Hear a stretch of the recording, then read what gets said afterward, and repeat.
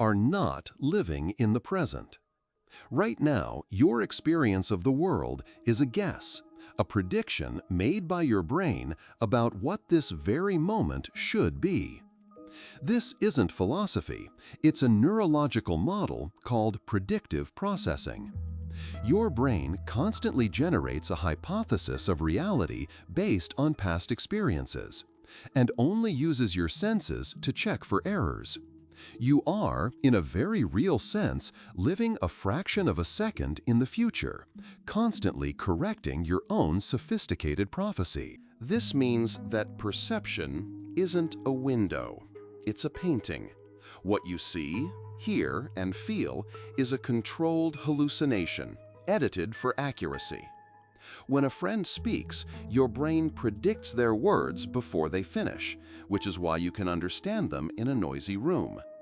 Optical illusions work by tricking this predictive system. The illusion isn't a failure of your eyes, it's a success of your brain's model overriding the raw data. Reality, for you, is simply the hallucination that hasn't been disproven yet. What happens when the model is fundamentally wrong? Consider phantom limb syndrome. A person can feel an intense itch on a hand that isn't there. This isn't imagination. The brain's predictive model of the body, a deeply ingrained map, is so powerful that it continues generating sensations for the missing limb.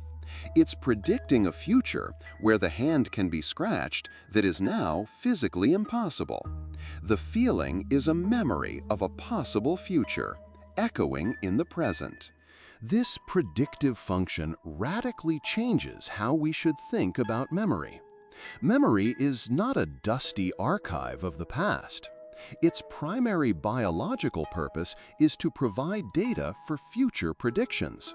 The same neural structures, particularly the hippocampus, that are active when you remember your childhood vacation are also active when you imagine your next one.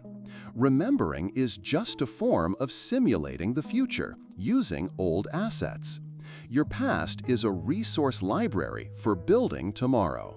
But this simulation has a strange side effect. Every time you access a memory, you don't just read it, you rewrite it. This is called memory reconsolidation. The memory becomes vulnerable, and your current emotional state, new knowledge, or even your present goals can be woven into its fabric before it's stored again. This is why memories feel different over time. You are not remembering the event, you are remembering the last time you remembered it, with all the latest edits. If our brains are predictive and our memories are future-oriented, could we ever predict something we have no data for? Controversial experiments in the field of parapsychology, like those by Daryl Bem, have explored this. In one study, participants showed physiological arousal seconds before being shown an emotional image, but not before a neutral one. It was as if their bodies were reacting to an event that hadn't happened yet. These results are highly debated and difficult to replicate, but they pose a fascinating question. How far forward can our predictive mechanisms reach? Are there subtle cues we process unconsciously, or is something else going on? This brushes against a deeply strange concept from theoretical physics, retrocausality, where the future can influence the past. In some quantum mechanical interpretations, a measurement made on a particle today can seem to influence its properties back in time. This doesn't mean you can send a message to your past self. Instead, it suggests that the fabric of cause and effect might be more of a two-way street than we assume. Could our choices, our thoughts, be subtly biased by the pull of a future outcome? As if the answer to a question we are about to ask is already echoing back, shaping the way we form the question itself. It's a memory of what will be. This isn't just theory. Neuroscientist Benjamin Libet found that brain activity, which he called the readiness potential, builds up a full half-second before you consciously decide to make a simple movement, like flexing your wrist.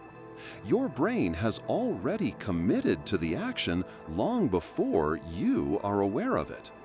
This challenges our idea of free will, but it also paints a picture of consciousness as the observer of a decision-making process that is already underway, a process deeply informed by predicting the immediate future. So where does that leave us?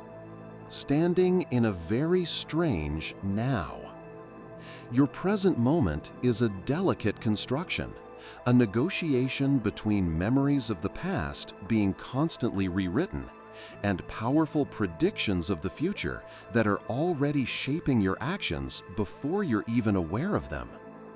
We are not simply pushed by the past, we are also pulled by the future. Every thought you have is a collaboration between yesterday and tomorrow.